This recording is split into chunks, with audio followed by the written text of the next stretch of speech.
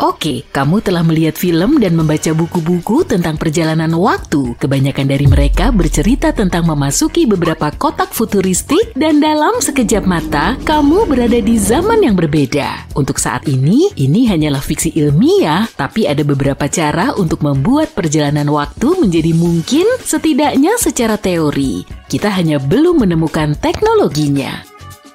Sebagai permulaan, perjalanan waktu ke masa depan dapat dicapai dengan melakukan perjalanan dengan kecepatan tinggi, tapi bukan hanya mendapatkan tiket di jalan tol super cepat. Hal ini didasarkan pada teori relativitas khusus Einstein. Teori ini menjelaskan bahwa waktu melambat untuk benda-benda yang bergerak dengan kecepatan yang sangat tinggi. Dan kabar baiknya, para ilmuwan telah menguji teori ini dan terlihat menjanjikan. Mereka melakukannya dengan bantuan 2 jam yang identik, satu ditempatkan di pesawat jet dan satu lagi di tanah. Mereka menemukan bahwa jam di jet berdetak lebih lambat daripada jam di darat karena cepatnya jet itu bergerak. Semakin cepat sebuah objek bergerak, semakin lambat waktu yang dibutuhkannya. Saat ini kecepatan tercepat yang dapat dicapai oleh teknologi manusia terlihat pada jenis partikel khusus yang disebut neutrino. Beberapa di antaranya dapat bergerak hampir sama dengan kecepatan cahaya. Pada kecepatan ini, 1 detik untuk proton setara dengan 11 bulan bagi kita. Kita mungkin bisa melakukan perjalanan waktu ke masa depan dengan menggunakan gravitasi. Ide ini juga didasarkan pada temuan Einstein, yaitu teori relativitas umum. Teori ini menjelaskan bahwa semakin kuat gravitasi, semakin lambat waktu bergerak. Artinya, semakin kamu mendekati pusat bumi, kekuatan gravitasi semakin meningkat. Kalau kamu berpikir seperti itu, waktu sebenarnya berjalan lebih lambat untuk kakimu daripada kepalamu. Apakah itu sebabnya aku selalu terlambat? Alasan yang bagus. Efek ini juga telah diukur dengan bantuan strategi yang sama dengan 2 jam yang identik. Para ilmuwan menempatkannya di rak pada ketinggian yang berbeda dan mengukur laju detaknya. Jam di rak yang lebih rendah berdetak lebih lambat karena mengalami gravitasi yang sedikit lebih kuat. Tapi pilihan ini memiliki kekurangan. Untuk dapat melakukan perjalanan ke masa depan yang jauh, kamu harus menemukan tempat dengan gravitasi yang sangat kuat seperti lubang hitam. Lubang hitam adalah sebuah titik di ruang angkasa di mana gravitasi memiliki kekuatan yang sangat besar sehingga cahaya pun tidak dapat menghindarinya. Di sana gravitasi menjadi sangat kuat sehingga materi terjepit ke dalam ruang yang sangat kecil. Semakin dekat kamu ke lubang hitam, semakin lambat waktu bergerak. Namun perjalanan melalui lubang hitam sangat berbahaya. Sebagian besar karena itu adalah tiket sekali jalan. Sekali kalian melewati tepiannya, tidak ada jalan untuk kembali. Fakta menarik, sistem GPS yang kita gunakan pada ponsel dan mobil kita sudah memperhitungkan efek dilatasi waktu agar dapat bekerja dengan baik. Hal ini disebabkan oleh kecepatan satelit yang mereka gunakan dan gravitasi yang mereka rasakan di bumi. Tanpa koreksi ini, GPS ponselmu tidak akan dapat menentukan lokasimu di bumi dengan tepat. Sementara itu, pilihan ketiga tidak terlalu berkaitan dengan kekuatan alam semesta yang tidak diketahui dan lebih berkaitan dengan tubuh kita sendiri. Para ilmuwan mencoba menemukan cara untuk melakukan perjalanan waktu ke masa depan dengan memperlambat proses tubuh kita sendiri. Ini bukanlah perjalanan waktu, kamu tidak akan pergi kemanapun secara teknis. Tetapi kalau tubuhmu tetap diam untuk jangka waktu yang lama, kamu akhirnya bisa terbangun di masa depan.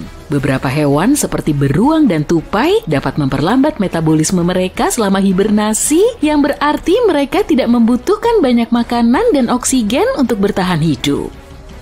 Para ahli mencoba mencari tahu apakah manusia dapat melakukan hal yang sama. Mereka sedang mencari cara untuk membuat manusia mengalami hibernasi jangka pendek selama beberapa jam. Hal ini dapat membantu dalam keadaan darurat medis juga untuk menolong seseorang sebelum mereka bisa sampai ke rumah sakit dengan selamat. Pada tahun 2005, para ilmuwan dapat memperlambat metabolisme tikus dengan memaparkannya pada sejumlah kecil gas khusus. Namun ketika mereka mencoba melakukan hal yang sama pada hewan yang lebih besar, hasilnya tidak efektif.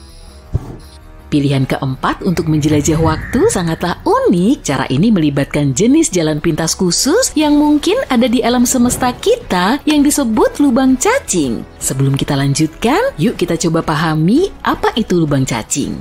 Coba bayangkan ada 2 bola dan sebuah trampolin. Kalau tidak ada tekanan yang diberikan pada trampolin, trampolin akan tetap datar. Sekarang bayangkan 2 bola diletakkan di atas trampolin secara simetris. Kalau kamu melihatnya dari perspektif ini, tidak ada kemungkinan kedua bola itu akan bersentuhan. Tapi, kalau kamu memberikan tekanan yang cukup pada trampolin di antara kedua bola, kain yang fleksibel ini bisa meregang sehingga kedua benda tersebut berpotensi saling bersentuhan.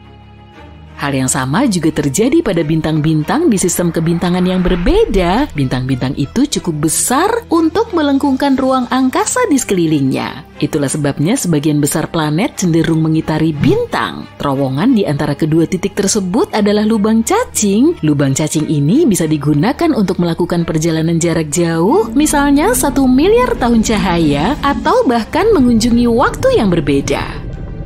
Banyak ilmuwan seperti Stephen Hawking berpikir bahwa lubang cacing bisa saja muncul dan menghilang, tapi ukurannya sangat kecil, lebih kecil dari atom. Masalahnya kita tidak tahu bagaimana cara menangkapnya dan membuatnya menjadi lebih besar sehingga manusia bisa menggunakannya. Ini akan membutuhkan banyak energi dan kita tidak tahu apakah hal itu mungkin dilakukan. Beberapa astronom mengatakan, kalaupun kita bisa menemukan lubang cacing dan memasukinya, lubang cacing akan runtuh dengan sendirinya. Sedikit saja ada tambahan massa, seperti massa tubuh kita misalnya, lubang cacing akan menutup dengan sendirinya, seperti karet gelang yang diregangkan terlalu banyak. Solusi kelima untuk menjelajah waktu diusulkan oleh fisikawan Amerika bernama Ron Mallett. Solusi ini melibatkan satu sumber daya yang kita tahu pasti berlimpah di alam semesta, cahaya. Ilmuwan ini mengajukan sebuah teori tentang perjalanan waktu yang menggunakan silinder cahaya yang berputar. Dia percaya bahwa jika sesuatu dijatuhkan ke dalam silinder yang berputar ini, maka sesuatu itu bisa bergerak dalam ruang dan waktu, mirip seperti gelembung yang bergerak ketika kamu mengaduk-ngaduknya dengan sendok di dalam kopi.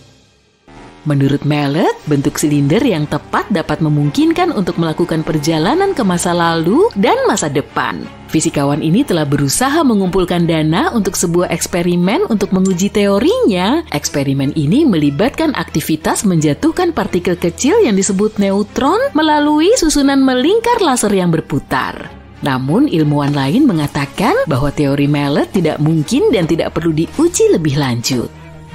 Bahkan jika kita pada akhirnya menemukan cara untuk melakukan perjalanan ke masa lalu atau ke masa depan, apakah itu aman? Para ilmuwan telah membicarakan masalah yang disebut paradoks perjalanan waktu untuk waktu yang lama. Pertanyaan utamanya adalah apa yang akan terjadi kalau kamu kembali ke masa lalu dan melakukan sesuatu yang mengubah masa depan. Namun, sebuah studi baru dari para peneliti University of Queensland mengatakan bahwa masalah ini mungkin tidak nyata. Para ilmuwan telah melakukan beberapa perhitungan dan menemukan bahwa meskipun kamu telah mengubah sesuatu di masa lalu, garis waktu akan tetap berakhir dengan cara yang sama.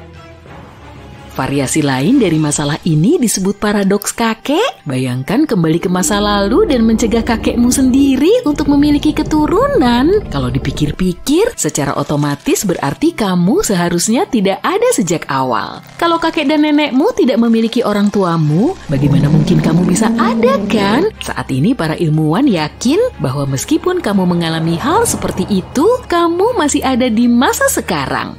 Itu karena garis waktu yang sudah ada memiliki cara untuk menyesuaikan dirinya sendiri, terlepas dari dimanapun orang berada pada waktu itu dan apa yang mereka lakukan. Atau entah bagaimana kamu bisa mendapatkan 1,21 gigawatt dan sebuah DeLorean dan menjadi seperti Marty McFly. Bumi bermandikan cahaya matahari setiap hari. Setiap hari kita menyalakan dan mematikan sumber cahaya yang berbeda secara otomatis, bahkan tanpa memikirkannya. Tapi bayangkan suatu hari, kamu sedang santai mematikan lampu lalu tertidur dan terbangun di era yang sama sekali berbeda. Mari kita lihat bagaimana hal itu bisa terjadi dan apa hubungannya dengan cahaya. Fisika kuantum itu cukup gila. Sementara fisika klasik itu seperti sebuah film yang diproyeksikan dari awal hingga akhir. Dunia kuantum itu sendiri memiliki kemampuan untuk mengambil kendali jarak jauh dan memanipulasi adegan yang kamu tonton. Menarik dan misterius. Katakanlah kamu memiliki saklar lampu biasa yang bisa menyala atau mati. Itu seperti bit biasa di komputer yang dapat berada dalam salah satu dari dua keadaan, 0 atau 1. Namun dalam komputer kuantum ada jenis saklar khusus, saklar yang disebut qubit. Tidak seperti bit biasa, sebuah qubit dapat berada dalam berbagai keadaan pada saat yang bersamaan. Bisa 0, 1, dan semua keadaan diantaranya. Seperti menyalakan dan mematikan lampu secara bersamaan. Ya, alam semesta kita memiliki aturan yang aneh. Sifat misterius ini yang disebut superposisi memungkinkan kita melakukan sesuatu yang luar biasa baru-baru ini, membalikan waktu. Setidaknya dalam sebuah eksperimen kecil dengan komputer kuantum. Waktu itu musim gugur tahun 2022, dua kelompok ilmuwan, satu dari Oxford dan satu lagi dari Wina, memutuskan untuk melakukan eksperimen aneh.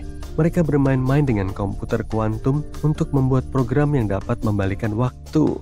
Mereka mengambil sebuah elektron kecil dan mencoba membuatnya mundur ke masa lalu hanya dalam waktu sepersekian detik. Ini seperti memecahkan segitiga bola biliar, di mana bola-bola tersebut berubah dari temperatur menjadi kacau dan kemudian secara ajaib berbalik arah. Tapi jangan terlalu bersemangat dulu tentang perjalanan waktu. Sayangnya, kita tidak yakin apakah hal itu mungkin terjadi dalam kehidupan nyata. Para ilmuwan memecahkan beberapa angka dan menemukan bahwa jika kita mengamati 10 miliar elektron terlokalisasi setiap detik selama usia alam semesta, kita hanya akan melihat hal seperti ini terjadi satu kali. Dan elektron tersebut hanya membutuhkan waktu sepersekian detik untuk kembali. Jadi, mereka tidak menciptakan mesin waktu. Mereka hanya berhasil menciptakan simulasi ini dalam komputer kuantum. Ada satu hal lagi yang perlu diperhatikan.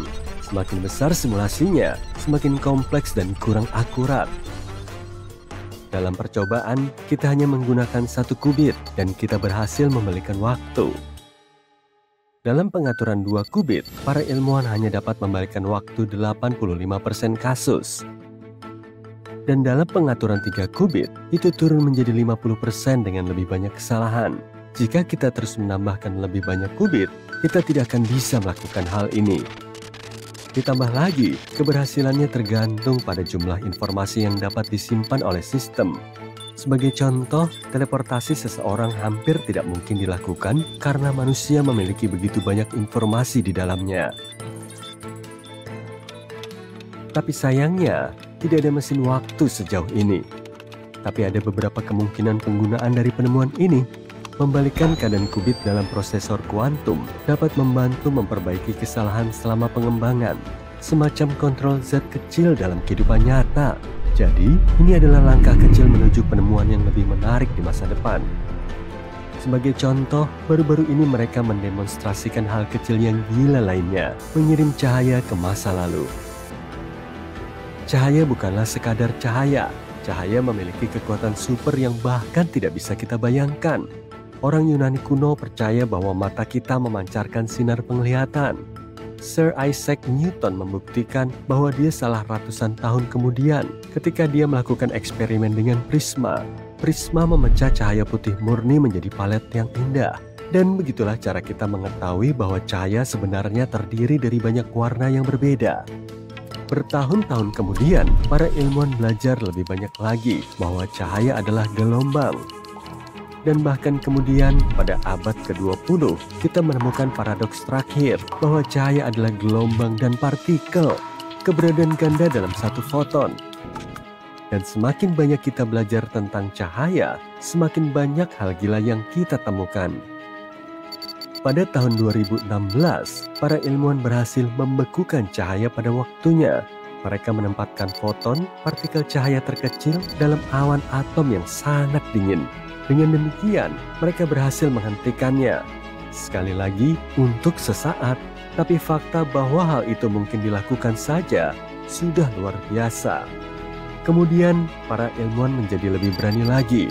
Mereka memutuskan untuk mencoba tidak hanya membekukan cahaya, tapi juga memindahkan arahnya pada waktunya. Mereka mengambil kristal khusus dan melewatkan foton melaluinya, hingga memulai apa yang disebut pembalikan waktu kuantum. Hasilnya, foton mulai bergerak ke masa depan dan masa lalu secara bersamaan. Keajaiban sains di balik hal ini melibatkan dua prinsip kuantum, superposisi dan simetri kuantum. Kita telah menyebutkan prinsip pertama. Prinsip ini memungkinkan partikel-partikel kecil berada dalam berbagai keadaan sekaligus. Sekarang prinsip kedua mengatakan bahwa bahkan jika kamu membalikkan partikel seperti cermin, partikel akan tetap mengikuti hukum yang sama. Dengan menggabungkan semua ini, para ilmuwan menciptakan sebuah foton yang menentang gerak maju waktu yang biasa terjadi. Tapi lagi-lagi, belum ada yang wow. Pembalikan waktu ini hanya bekerja untuk partikel tertentu, bukan untuk seluruh manusia. Dan bahkan jika itu berhasil bagi kita, memundurkan waktu seseorang bahkan untuk 1 detik saja akan membutuhkan waktu yang sangat lama dan energi yang sangat besar. Namun fakta bahwa kita bisa mengubah kecepatan cahaya dan membuatnya berubah arah sudah sangat menakjubkan. Para ilmuwan sudah melihat beberapa aplikasi yang mungkin untuk hal ini. Sebagai contoh, para peneliti Harvard mengusulkan cara keren bagi pesawat ruang angkasa untuk melesat melintasi ruang angkasa dengan kecepatan cahaya dengan menumpang supernova. Biasanya, perjalanan ke bintang lain membutuhkan energi yang sangat besar. Tapi para ilmuwan ini punya ide yang sangat liar. Mereka berpikir pesawat ruang angkasa bisa memanfaatkan peristiwa alam, seperti bintang yang melesat sangat cepat dan meteor yang melesat dari supernova untuk mencapai kecepatan super cepat. Ini mirip dengan cara kapal layar menangkap angin. Peradaban yang lebih maju bisa memanfaatkan semburan energi ini untuk mempercepat laju pesawat ruang angkasa. Bayangkan sebuah pesawat ruang angkasa keren dengan layar surya atau magnetik yang memanfaatkan kekuatan ledakan supernova. Layar-layar ini dapat menggunakan tekanan radiasi matahari untuk bekerja, sehingga kita tidak memerlukan mesin atau bahan bakar tradisional. Selain itu, konsep layar ini jauh lebih ringan dan lebih murah untuk diluncurkan ke luar angkasa dibandingkan dengan pesawat ruang angkasa biasa. Tim ini sedang mengerjakan layar cahaya yang dipercepat oleh laser untuk mencapai 20% kecepatan cahaya. Mungkin kedengarannya tidak terlalu cepat, tapi itu adalah kecepatan yang gila. Mimpi mereka adalah membantu umat manusia untuk melakukan perjalanan cepat ke Alpha Centauri hanya dalam waktu 2 dekade. Bukankah menakjubkan betapa banyak hal yang bisa kita lakukan dengan cahaya? Dan tidak hanya dalam imajinasi kita. Mari kita lanjutkan ke pencapaian yang lebih praktis. Baru-baru ini, sebuah perusahaan kamuflase Kanada bernama Hyperstealth Biotechnology Corporation telah membuat jubah ajaib yang sebenarnya. Jubah tembus pandang ini tidak membutuhkan sumber daya apapun, setipis kertas dan tidak akan menguras kantong. Hyperstealth membayangkan sebuah dunia di mana bahan ini bisa menyelubungi orang, kendaraan, kapal, pesawat ruang angkasa, dan bahkan seluruh bangunan. Ini masih dalam tahap prototipe, tapi sudah bekerja dengan baik. Mereka menamai teknologi luar biasa ini Quantum Stealth. Teknologi ini membelokkan cahaya sedemikian rupa sehingga dapat membuat objek menghilang dari pandangan. Teknologi ini dapat membuat objek hampir tidak terlihat, tidak hanya dalam spektrum yang terlihat, tapi juga dalam ultraviolet, inframerah, inframerah gelombang pendek, dan bahkan dapat melakukan pemblokiran spektrum thermal. Teknologi ini bekerja berkat lensa lentikular, yakni lembaran bergelombang dengan lensa yang melengkung keluar. Apabila ditumpuk dengan cara tertentu, lensa ini membiaskan cahaya pada berbagai sudut, menciptakan bintik-bintik yang menghalangi cahaya dan menyembunyikan objek di balik materi. Sayangnya ini tidak memberikan efek tembus pandang sepenuhnya, tapi mungkin suatu hari nanti kita akan mencapainya jika kita terus mengusahakannya. Jika kamu bersembunyi di baliknya, ini akan terlihat seperti kaca yang agak kotor atau buram, tapi kamu tidak akan terlihat. Jika kamu meletakkan selubung ini di depan tubuhmu, kamu akan terlihat seperti kepala yang melayang. Kemajuan ilmiah sedang berjalan gencar-gencarnya. Mungkin suatu hari nanti, kita akan dapat membalikkan waktu tidak hanya untuk partikel cahaya kecil, tapi juga untuk seluruh manusia. Sampai saat itu tiba, mari kita nikmati jubah tembus pandang kita dan tetaplah penasaran. Dengarkan ini. teknologi fiber Neanderthal. Tidak, aku tidak bercanda, konsep ini nyata. Pada tahun 2020, sebuah tim ilmuwan menerbitkan sebuah makalah yang mendefinisikan ulang cara kita melihat nenek moyang terdekat kita. Sebuah penemuan di Prancis mengubah arkeologi selamanya. Dan ini bukan pertama kalinya hal seperti ini terjadi.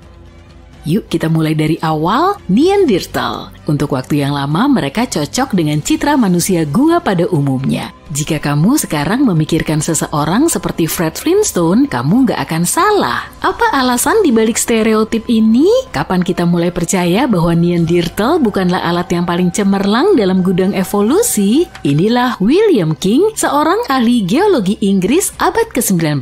Dialah orang yang menamai manusia Neanderthal. Berdasarkan tulang belulang yang ditemukan King, sang ilmuwan menyatakan spesies tersebut tidak cerdas dan citra ini melekat pada Neanderthal selama berabad-abad yang akan datang. Tapi seutas tali yang panjangnya hanya 6,2 mm mengubah segalanya. Sebuah lembah sungai kecil yang kering, Aubry du Maras, adalah tempat penemuan besar itu. Para arkeolog menemukan sebuah fragmen kabel di samping sebuah alat batu. Fiber terpilin seperti ini bisa digunakan untuk apa saja, mulai dari membuat pakaian hingga jaring ikan. Pada masa prasejarah, ini adalah teknologi yang canggih dan manusia Neanderthal tampaknya telah menguasainya. Para ilmuwan sudah tahu bahwa manusia purba ini membuat ter dari kulit pohon birch dan mereka menghasilkan manik-manik kerang. Bahkan ada bukti dari seni Neanderthal, mereka jelas tidak primitif. Tali dan penemuan serupa mengubah cara kita memandang nenek moyang kita. Dunia arkeologi terus berubah. Ambil contoh piramida di Mesir misalnya. Ternyata piramida-piramida itu tidak benar-benar dibangun oleh pasukan yang dipekerjakan oleh Firaun sampai mereka pingsan. Herodotus, sejarawan Yunani yang terkenal, adalah orang yang memulai kebingungan ini. Dia mengklaim pada tahun 500 sebelum Masehi, 100.000 orang mengambil bagian dalam pembangunan piramida agung di Giza. Dia tidak menyebutkan siapa mereka dan mengapa mereka membangun piramida. Begitulah mitos ini dimulai. Lempengan batu besar yang ditarik oleh manusia digerakkan oleh seorang mandor dengan cambuk. Namun para ahli Mesir berpendapat lain. Mereka adalah para ilmuwan yang mempelajari budaya Mesir kuno. Baru-baru ini mereka menemukan sebuah desa pekerja yang menceritakan kisah yang berbeda. Iya, ada bukti kerja keras pada tulang-tulang para pekerja. Namun, industri konstruksi menuntut lebih banyak lagi, bahkan hingga saat ini. Butuh waktu hampir 6 tahun untuk 12.000 pekerja untuk menyelesaikan gedung tertinggi di dunia, Burj Khalifa. Kembali ke Mesir, 3 kali lebih banyak pekerja menyelesaikan piramida agung dalam sekitar 2 dekade. Sebuah prestasi teknik kuno yang mengesankan, kan? Para atasan sangat memperhatikan orang Mesir yang membangun piramida. Makanan mereka kaya akan protein, mereka memiliki perawatan medis dan dibayar dengan layak. Bahkan mereka hidup lebih baik daripada penduduk yang tidak bekerja, dan mereka tinggal bersama keluarga mereka di dekat lokasi konstruksi. Arkeolog tahu semua ini karena mereka menemukan toko roti dan asrama dengan toples roti dan barang-barang lainnya. Sepertinya para Firaun adalah bos yang baik dan pasar kerja tidak terlalu buruk. Mereka juga menyimpan catatan papirus yang terperinci tentang bangunan dalam hieroglif. Kamu dan aku nggak akan memiliki kesempatan untuk membaca huruf-huruf yang menyerupai gambar ini. Para ahli Mesir juga memiliki masalah yang sama. Selama lebih dari milenium, tidak ada yang menggunakan jenis huruf ini. Dan tidak ada kamus bahasa Inggris Mesir kuno yang dapat kamu buka dan temukan arti kata-katanya. Tetapi semua ini berubah pada tahun 1822.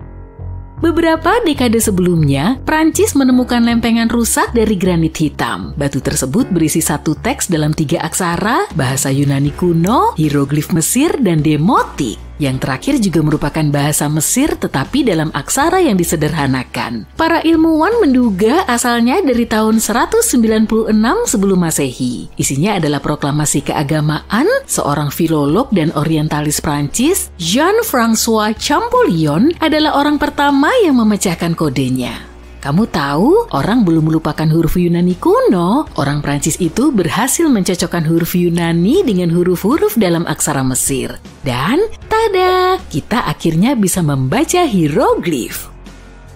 Nama bongkahan batu granit yang membuat semuanya menjadi mungkin adalah batu Rosetta. Pentingnya penemuan ini melampaui arkeologi, batu Rosetta bahkan masuk ke dalam kamus bahasa Inggris. Ini merupakan penemuan yang membantu orang memahami teka-teki yang telah membingungkan mereka untuk waktu yang lama. Ada permainan yang serupa, sebuah simbol dilampirkan pada pesan tertentu. Kemudian kamu harus memecahkan kode pesan tersebut dengan mengganti simbol dengan huruf yang sesuai. Singkatnya, inilah yang dilakukan para ilmuwan dengan batu Rosetta lebih dari 2 abad yang lalu. Tahukah kamu apa bahasa tertua yang dipecahkan di Eropa? Namanya nggak menarik, Linear B. Aksara ini termasuk dalam bahasa Yunani Mycenaean. Aksara ini mendahului alfabet Yunani kuno selama beberapa abad. Kamu dapat dengan mudah menebak dari aksara mana aksara ini berasal. Linear A. Orang-orang dari Kreta menggunakan Linear B lebih dari 1000 tahun yang lalu. Selama zaman perunggu akhir, peradaban Yunani yang menggunakan aksara tersebut lenyap. Tidak ada seorang pun yang dapat membaca Linear B. Dan yang lebih penting lagi, gak ada yang tahu bahwa aksara ini pernah ada. Hal ini akan berubah pada tahun-tahun pertama abad ke-20. Seorang arkeolog Inggris bernama Sir Arthur Evans menggali komplek istana yang luas di Knossos, Kreta Yunani. Ini adalah pusat budaya Minoa yang menciptakan aksara yang penuh teka-teki. Istana ini memiliki sekitar 1.300 kamar, ada lukisan lumba-lumba, griffin, dan sapi jantan yang berwarna-warni. Semua ini memikat imajinasi para arkeolog, namun temuan terbesar mereka pada awalnya terabaikan, ribuan lempengan tanah liat yang dipanggang. Api yang meruntuhkan istana membantu mengawetkan lempengan-lempengan itu. Tapi mustahil untuk membaca lempengan-lempengan tersebut. Lempengan-lempengan itu ditulis dalam bahasa yang tidak dikenal. Komunitas ilmiah harus menunggu setengah abad lagi sebelum Michael Ventris memecahkan kode. Dia adalah seorang arsitek dan kriptografer asal Inggris. Ventris mempelajari bahasa Yunani dan Latin. Saat menghadiri kuliah arkeolog terkenal, pemuda ini pada akhirnya memutuskan untuk memecahkan teka-teki Linear B. Dia berhasil melakukannya pada tahun 1952. Salah satu penemuan Ventris yang paling menakjubkan adalah bahwa skrip tersebut merupakan bentuk kuno dari bahasa Yunani. Namun, kriptologi masih belum memecahkan kode Linear A. Sistem penulisan ini akan tetap menjadi misteri hingga seorang pemuda yang termotivasi seperti Michael Ventris datang. Mereka tidak perlu menjadi arkeolog profesional. Basil Brown tentu saja bukan orangnya. Tapi pada tahun 1939, dia menemukan makam abad pertengahan awal yang paling kaya di Eropa. Hal ini terjadi di Sutton Hoo di Tenggara Inggris. Ini bukan makam biasa yang terbuat dari batu. Makam itu adalah sebuah kapal berukuran penuh, 3 kali panjang bus tingkat London. Dan bukan itu saja, terlepas dari tujuan utamanya, kapal itu penuh dengan kekayaan. Mangkuk gantung yang mewah, bejana pesta, aksesoris gaun emas, dan tekstil mewah hanyalah beberapa dari harta karun yang ditemukan. Para arkeolog juga kagum dengan peralatan perak dari Bizantium yang jauh. Kamu mungkin mengenal kota ini sebagai Istanbul, Turki. Bahkan di zaman kita sekarang, kota ini berjarak beberapa hari perjalanan dari Sutton Hoo. Bayangkan saja berapa banyak waktu dan biaya yang dibutuhkan untuk mengimpor piring perak pada abad ke-7. Saat itulah kapal tersebut tenggelam menurut para arkeolog. Orang Inggris tidak mungkin melakukannya. Pada saat itu belum ada Inggris dan orang-orang yang tinggal di Kepulauan Inggris pada saat itu adalah bangsa Anglo-Saxon. Mungkin kapal dari gundukan berumput di Suffolk milik salah satu raja mereka. Kita tidak akan pernah tahu. Tanah asam lokal menghilangkan semua bukti yang mungkin. Atau memang tidak ada orang yang meletakkannya di sana. Bisa jadi itu adalah sebuah cenotaph yang merupakan monumen yang dibangun untuk menghormati orang penting. Para arkeolog masih belum memiliki jawaban yang pasti. Tapi apa yang mereka temukan di Sutton Hoo menjelaskan abad ke-8. Sebelum penemuan kapal itu, mereka hanya tahu sedikit tentang apa yang telah terjadi di Inggris setelah bangsa Romawi pergi. Sekarang gambaran masyarakat Anglo-Saxon awal menjadi lebih jelas. Mungkin tanah Inggris akan menjadi tempat terobosan besar berikutnya dalam arkeologi. Bersiap-siaplah untuk para penyiar radio AI. Inilah sang sorotan utama Radio GPT. Ini adalah alat AI inovatif yang dapat dengan mudah membawakan acara radio dengan suara seperti manusia. Namun, apakah kita harus khawatir dengan lompatan teknologi ini? Apakah ini merupakan awal dari akhir bagi penyiar radio manusia? Mari kita telusuri apa artinya bagi masa depan penyiaran. Baru-baru ini sebuah stasiun radio bernama Cooler Tree di Swiss mencoba sebuah eksperimen liar. Mereka membiarkan kecerdasan buatan menjalankan acara mereka selama 13 jam penuh. AI menggunakan teknologi canggih untuk membuat skrip dan bahkan mengkloning suara 5 pembawa acara dengan menggunakan keajaibannya. Pendengar menyimak untuk mendengarkan acara yang dibuat oleh AI, di mana musiknya dipilih oleh algoritma dan suaranya terdengar sangat mirip seperti pembawa acara aslinya. Tapi jangan khawatir, mereka memastikan untuk mengingatkan semua orang setiap 20 menit bahwa yang berbicara adalah AI. Bahkan pengingat itu sendiri adalah AI. Diucapkan oleh salah satu suara hasil cloning. Dari jam 6 pagi sampai jam 7 malam, AI mengambil alih semuanya, kecuali pembaruan berita. Untuk pengingat, sebuah suara berkata, "Cloning suara dan AI kami ada di sini untuk mengusik, mengejutkan, dan mengguncang Anda." Dan untuk itu, teks ini juga ditulis oleh robot. Namun, orang-orang dengan cepat menyadari bahwa mereka merindukan sentuhan manusia. Mereka mengirim pesan yang mengatakan hal-hal seperti, "Ini jelas nggak bisa menggantikan manusia," dan "Kembalikan manusia kami." Beberapa orang kagum dengan apa yang bisa dilakukan oleh AI. Tapi mereka menyadari bahwa kreativitas, kejutan, dan humor adalah hal-hal yang hanya bisa diberikan oleh manusia. Dan stasiun radio ini bukanlah satu-satunya yang memutuskan untuk mencoba kecerdasan buatan sebagai pengganti manusia. Bayangkan, sebuah alat yang dapat menghadirkan penyiar radio yang sepenuhnya digerakkan oleh kecerdasan buatan. Itulah Radio GPT, gagasan dari Futuri, sebuah perusahaan media perintis. Radio GPT memiliki kemampuan yang dapat merevolusi industri radio. Berikut ini adalah kemampuannya. Pertama, melihat tren. Dengan memindai media sosial dan berbagai sumber berita, Radio GPT dapat mengidentifikasi tren terbaru dan membuatmu tetap tahu. Kedua, kecakapan menulis naskah. Dengan teknologi GPT, Radio GPT dapat dengan mudah membuat naskah yang menarik dan memikat pendengar. Ketiga, kepribadian di udara. Dengan hingga 3 kepribadian AI, Radio GPT dapat menghidupkan skrip, meniru gaya penyiar radio yang berbeda.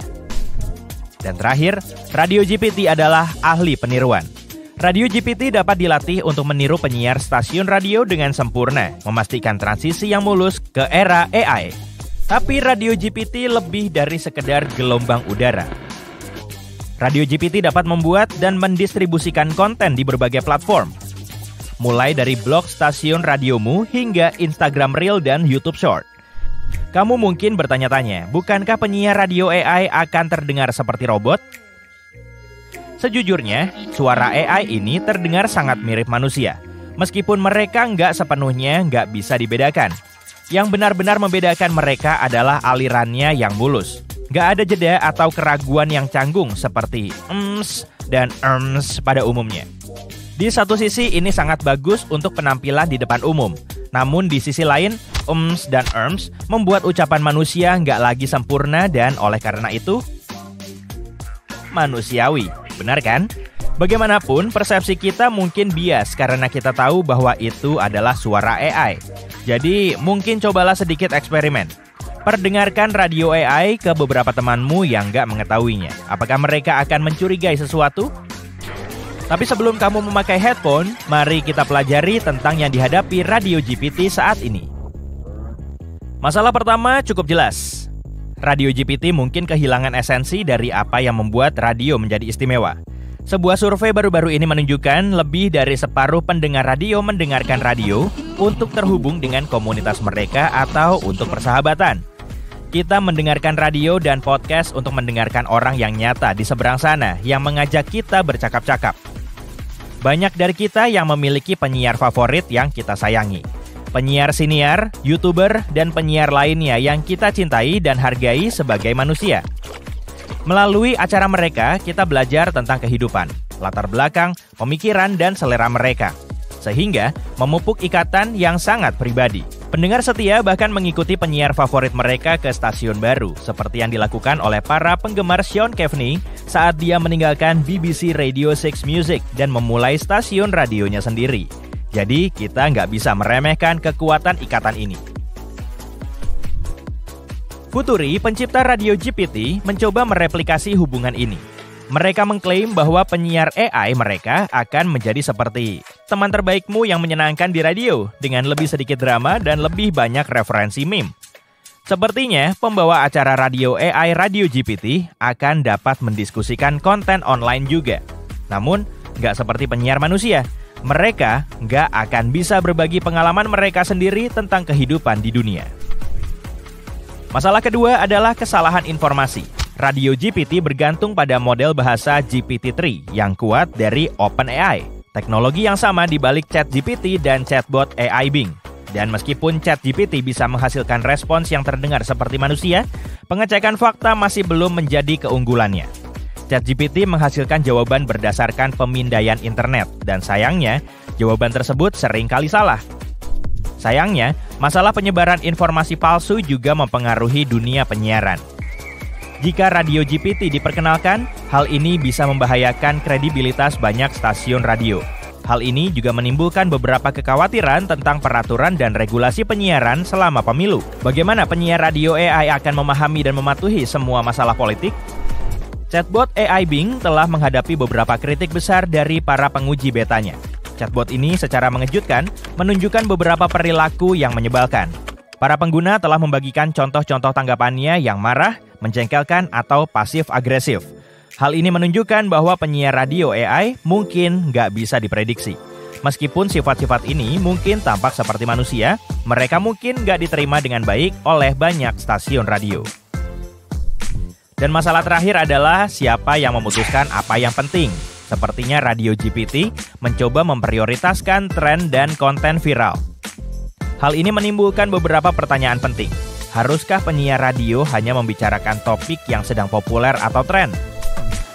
Jika radio mengarah ke arah ini, maka ini akan menjadi langkah mundur yang besar. Selama 50 tahun terakhir, radio telah berkembang pesat. Saat ini radio mencerminkan beragam budaya dan aspek-aspek lain dari masyarakat kita. Namun, jika algoritma hanya mendukung konten yang populer, radio bisa menjadi monoton dan kehilangan keunikannya. Radio GPT adalah alat canggih yang bisa membantu mengotomatiskan beberapa tugas di stasiun radio. Tapi masih ada jalan yang harus ditempuh. Saat ini Radio GPT masih dalam tahap percobaan. Meskipun Futuri telah memberi kita sekilas tentang potensinya, kita nggak bisa memastikan apakah penyiar AI akan menjadi standar baru. Tapi hati-hati manusia. Teknologi baru ini nggak hanya terbatas pada penyiar radio. Kita akan menghadapi persaingan ketat dari konten yang dihasilkan oleh AI. Spotify sudah mulai bermain dengan DJ AI-nya sendiri, jadi keadaan semakin memanas. Ada juga saluran Twitch gila bernama Nothing Forever yang menyiarkan episode-episode yang dibuat oleh AI dari acara seperti Seinfeld tanpa henti. Ini seperti pertunjukan tanpa akhir tentang hal tidak penting. Saluran ini biasanya tayang 24/7 dan setiap menitnya kamu akan mendapatkan konten baru yang dibuat oleh AI dengan menggunakan algoritma yang canggih. Sekarang izinkan aku memberitahumu, pertunjukan ini adalah sesuatu yang lain. Tampak seperti video game aneh dari tahun 90-an dengan karakter yang bergerak dalam gerakan lambat dan berjalan seperti sedang berlomba. Secara nggak sengaja memang lucu. Bagian terbaiknya adalah humornya. AI mencoba melakukan lawakan tunggal Jerry, tapi nggak terlalu sukses. Dan keadaan menjadi lebih lucu ketika tawa masuk pada waktu yang salah. Sayangnya, saluran ini dilarang oleh Twitch setelah AI secara nggak sengaja membuat lelucon yang kontroversial. Tapi itu hanyalah bukti lain bahwa AI masih membutuhkan pengawasan manusia. Bagaimanapun, ketika konten yang dihasilkan oleh AI mengambil alih, stasiun radio harus mencari cara untuk mengatasi tantangan aksesibilitas, integrasi, dan biaya kalau mereka ingin tetap relevan dan kompetitif di dunia media yang terus berubah ini. Ini adalah perjalanan yang liar. Namun, radio telah ada selama lebih dari 100 tahun dan telah membuktikan berkali-kali bahwa radio akan terus ada, meskipun banyak orang yang meramalkan kejatuhannya. Salah satu alasan keberhasilannya adalah hubungan personal yang diciptakannya. Orang-orang mendambakan konten berkualitas tinggi yang berasal dari pengalaman dan emosi yang nyata. Jadi, nggak perlu terlalu khawatir. Apa pendapatmu tentang hal ini? Apakah kamu akan mendengarkan radio yang dijalankan oleh AI? Bagikan pendapatmu di kolom komentar. Eksperimen ini sukses karena membantu stasiun radio memahami hal-hal keren yang bisa dilakukan oleh AI, tapi juga keterbatasannya. Sepertinya AI sangat bagus untuk penelitian dan membuat segala sesuatunya menjadi lebih efisien, namun belum bisa menggantikan keajaiban yang dibawa oleh manusia dengan kreativitas dan emosinya. Baru-baru ini, para ilmuwan telah menciptakan kristal waktu yang pertama. Kedengarannya seperti sesuatu yang langsung dari fiksi ilmiah, kan? Seolah-olah itu semacam komponen misterius untuk mesin waktu. Tapi ini tidak sepenuhnya benar. Pada kenyataannya, kristal waktu lebih mirip seperti mesin gerak abadi. Tapi apa sebenarnya itu dan bagaimana cara kerjanya? Yuk cari tahu. Pertama, yuk kita bahas tentang kristal secara umum. Ambil kristal biasa dan periksalah di bawah mikroskop. Kamu akan melihat bahwa kristal itu, seperti segala sesuatu di sekitar kita, terdiri dari molekul dan atom. Yang membuatnya istimewa adalah atom-atomnya tersusun dalam pola yang berulang. Sebagai contoh, kita ambil kristal garam. Jika kita melihatnya di bawah mikroskop, kita akan melihat pola yang berulang di dalamnya. Pola ini sama di mana-mana, tidak peduli seberapa kecil atau besar potongan garam itu atau bagaimana bentuknya. Di seluruh kristal, pola ini tidak akan berubah dan akan selalu tetap seperti ini, tidak peduli berapa lama waktu telah berlalu. Kristal garam akan tetap memiliki pola atom yang berulang yang sama besok, minggu depan, atau bahkan tahun depan. Sekarang kita beralih ke kristal waktu. Kristal ini seperti kristal biasa, tapi ada uniknya. Kamu mungkin tahu bahwa semua atom di sekitar kita terus bergerak, bahkan pada suhu yang sangat-sangat rendah saat semuanya membeku dan tidak ada yang bisa menghentikannya. Selain itu, pergerakannya juga acak, kacau, dan tidak dapat diprediksi, seperti bergoyang-goyang di ruang angkasa. Namun dalam kristal waktu semuanya berbeda. Atom-atomnya tidak hanya tersusun dalam pola yang berulang seperti pada kristal biasa, tetapi juga bergerak dalam tarian yang melingkar dan berulang tanpa henti. Nah, itu aneh. Atom-atom dalam kristal waktu seperti sebuah pesta dansa yang tak berujung. Semua tamu mengulangi gerakan yang sama dengan urutan yang sama berulang kali. Tarian ini atau pola pengulangan bisa sangat berbeda, gerakannya bisa sederhana dan mendasar atau sangat rumit dan kacau. Tapi mereka harus diulang. Kristal biasa berulang tanpa henti di ruang angkasa, kristal waktu berulang dalam ruang dan waktu. Sekarang untuk memperjelas kristal ini bukanlah jenis biasa yang kita kenal, mereka tidak terlihat seperti berlian atau zamrud atau semacamnya. Sejujurnya mereka sama sekali tidak terlihat seperti itu. Nama indah kristal waktu menggambarkan jenis materi baru yang sangat aneh yang berubah dalam keadaan kuantum selama periode waktu tertentu. Pada dasarnya ini hanyalah gerakan tarian atom. Jadi sayangnya, kamu tidak bisa menaruhnya di rakmu untuk dipajang di sana. Ini bukanlah sebuah bongkahan kuarsa yang indah, ini lebih seperti keingintahuan dalam fisika. Tapi bukan berarti kristal ini nggak keren ya. Sebenarnya ada sesuatu yang sangat tidak biasa dan menarik tentang mereka.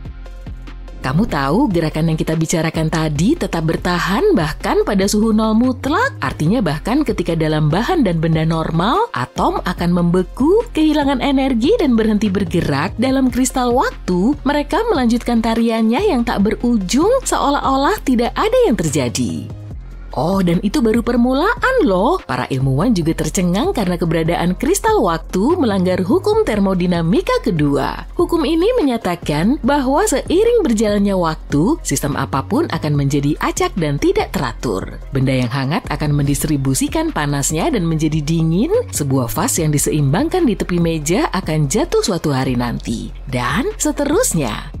Tetapi kristal waktu seperti, kami nggak peduli dengan termo sesuatu. Kristal waktu tidak hanya bergerak secara konstan dalam pola yang sama, apapun yang terjadi pada mereka, tetapi mereka juga tidak membutuhkan energi untuk melakukannya. Bahkan jika mereka tidak menerima energi dari manapun, mereka tidak berhenti menari dan tidak menjadi kurang terstruktur atau terorganisir. Iya, kita telah menciptakan keajaiban alam yang indah dan tidak dapat dipahami yang melanggar hukum fisika. Bukankah itu mengesankan? Tapi gimana hal ini bisa terjadi ya? Dan kenapa? Apakah ini berarti tidak ada yang bisa menghentikan atom-atom ini? Dan yang paling penting, mungkinkah ini merupakan petunjuk bagi rahasia mesin gerak abadi? Ini cukup rumit, sekali lagi mekanika kuantum meledakkan otak para ilmuwan. Kali ini dengan misteri lain, perilaku unik dan tidak biasa yang masih kita coba pahami. Karena ini adalah bidang penelitian yang relatif baru, kita belum yakin bagaimana cara kerjanya dan bagaimana dapat menggunakannya. Ngomong-ngomong, bagaimana kita bisa menemukan mereka dan bagaimana mereka diciptakan? Kristal waktu pertama kali diprediksi ada pada tahun 2012 oleh fisikawan teoretis Frank Wilczek. Tidak semua fisikawan menerima teori tersebut pada saat itu. Banyak yang percaya bahwa tidak mungkin melanggar hukum termodinamika kedua. Tapi alam semesta tidak terlalu peduli dengan apa yang dipikirkan oleh para ilmuwan dan Frank memenangkan hadiah Nobel untuk karyanya. Butuh beberapa tahun lagi bagi para ilmuwan untuk benar-benar menciptakan dan mengamati kristal pertama kalinya. Itu terjadi pada tahun 2016 ketika para ilmuwan dari University of Maryland berhasil menciptakannya dengan menggunakan ion logam tanah ytterbium. Inilah yang mereka lakukan. Pertama, mereka mengambil kristal biasa dan benar-benar mendinginkan atom-atom di dalamnya hingga mendekati nol mutlak. Seperti yang telah disebutkan, nol mutlak adalah suhu di mana atom-atom berhenti bergerak. Sejauh ini kita tidak tahu bagaimana cara mencapai suhu ini, tapi kita bisa sangat dekat dengannya. Kita bisa memperlambat atom-atom hingga hampir berhenti. Jadi mereka mengambil semua atom-atom ini dan membuatnya bergerak sangat lambat. Lalu mereka mulai menyetrumnya dengan laser. Hal ini membuat atom-atom tersebut beralih di antara keadaan yang berbeda berulang kali tanpa menyerap energi dari laser. Bisa dikatakan laser memberi mereka irama dan membuat mereka menari dengan sendirinya tanpa bantuan siapapun. Hasilnya adalah kristal yang pertama kalinya. Eksperimen para ilmuwan Maryland merupakan terobosan besar dan menunjukkan kristal waktu adalah fenomena yang nyata dan dapat diamati. Hal ini membuat kehebohan dalam komunitas ilmiah dan merupakan langkah besar dalam dunia mekanika kuantum yang aneh. Sayangnya ada satu masalah, gerakan abadi seperti itu hanya benar-benar ada selamanya dalam kristal waktu yang ideal. Karena kristal waktu dalam eksperimen kita tidak ideal, mereka hanya bertahan beberapa menit sebelum meleleh dan mulai berperilaku normal kembali. Apa artinya? Artinya sejauh ini sayangnya kita tidak bisa menciptakan mesin gerak abadi. Jika kita mencoba melakukan hal seperti itu, kristal waktu akan segera meleleh. Tapi hal ini tidak menghentikan para ilmuwan dan pada tahun 2021 kita akhirnya membuat terobosan baru. Para peneliti di Google bekerja sama dengan fisikawan di Stanford, Princeton, atau universitas lain menggunakan komputer kuantum Google untuk membuat kristal waktu yang jauh lebih besar dan jauh lebih stabil. Komputer kuantum berbeda dengan laptop pada umumnya. Komputer kuantum tidak menggunakan bit biasa dan tidak bekerja dengan silikon. Sebaliknya, komputer ini bekerja dengan bit kuantum yang dapat berada dalam berbagai keadaan pada saat yang bersamaan. Hal ini memungkinkan kristal waktu untuk terus berosilasi dalam pola yang berulang, bahkan ketika semua gerakan lainnya telah berhenti. Semua kristal sebelumnya hanya berumur pendek, hanya seukuran sandal jepit, dan langsung meleleh. Tapi sekarang para ilmuwan telah menciptakan kristal yang lebih besar dan lebih baik dari sebelumnya. Jadi, apa artinya ini bagi kita? Kristal waktu dapat menjadi kunci untuk membuka teknologi baru dan pemahaman yang lebih mendalam tentang dunia kuantum. Sebagai permulaan, mereka akan membantu kita menjelajahi dunia mekanika kuantum dengan lebih baik. Mereka menantang pemahaman kita tentang waktu dan cara materi berperilaku. Dalam fisika klasik, segala sesuatu bersifat statis atau bergerak dalam pola yang dapat diprediksi dan berulang. Tapi kristal waktu tidak peduli, mereka menikmati keadaan statis dan bergerak pada saat yang bersamaan. Mereka juga dapat membantu kita menciptakan teknologi baru yang keren, dapat membawa kita lebih dekat untuk menciptakan komputer kuantum yang lengkap. Para insinyur telah berjuang selama bertahun-tahun untuk menciptakan sesuatu yang dapat berfungsi sebagai memori dalam komputer kuantum. Sekarang mereka bisa menggunakan kristal waktu untuk itu. Pola gerak yang berulang-ulang mungkin bisa menyimpan informasi. Bukankah itu mengagumkan? kita juga dapat menciptakan banyak hal keren lainnya dengan mereka. Sebagai contoh, kita dapat menggunakan perilaku repetitif mereka untuk menciptakan jenis jam ultra presisi baru. Kristal waktu masih merupakan bidang penelitian yang relatif baru. Saat ini, kita masih mencoba memahami sifat dan karakteristik uniknya. Para ilmuwan juga melakukan eksperimen untuk mempelajari perilakunya dalam kondisi yang berbeda, misalnya dalam suhu dan medan magnet yang berbeda. Dengan kata lain, bidang penelitian ini masih dalam tahap awal, tapi kristal waktu adalah penemuan yang benar-benar membingungkan yang menunjukkan betapa aneh dan menakjubkannya alam semesta. Mereka sudah menarik banyak minat dan perhatian dari para ilmuwan di seluruh dunia. Aku nggak sabar untuk melihat berapa banyak penemuan menarik serta terobosan yang akan datang dari area ini di masa depan.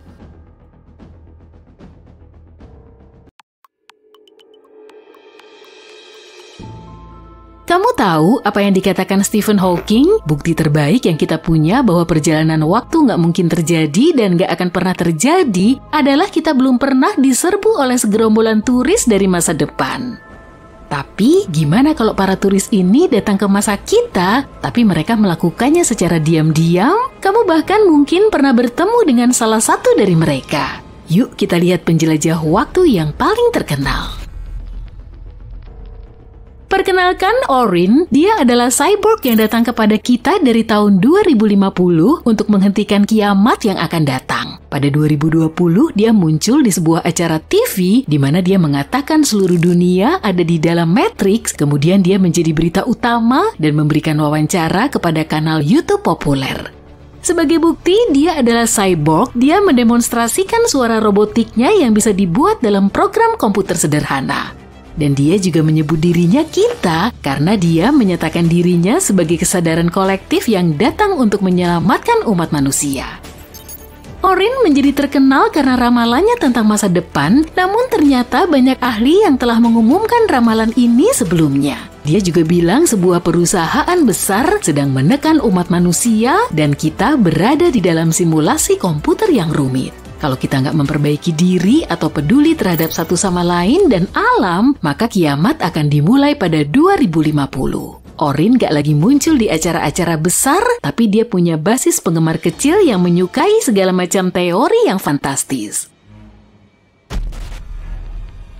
Penjelajah waktu lainnya adalah Adam Archen yang datang kepada kita dari tahun 2045.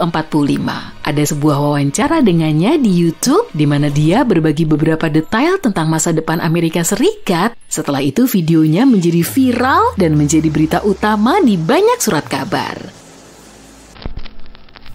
Archen melaporkan presiden resmi terakhir negara Amerika Serikat adalah putri Martin Luther King III, Yolanda Reyna King, dan dia akan menjadi presiden Amerika Serikat terhebat dalam sejarah. Peristiwa menarik lainnya yang diumumkan Archen akan terjadi pada 2028. Dia bilang manusia akan mengetahui tentang keberadaan peradaban luar angkasa.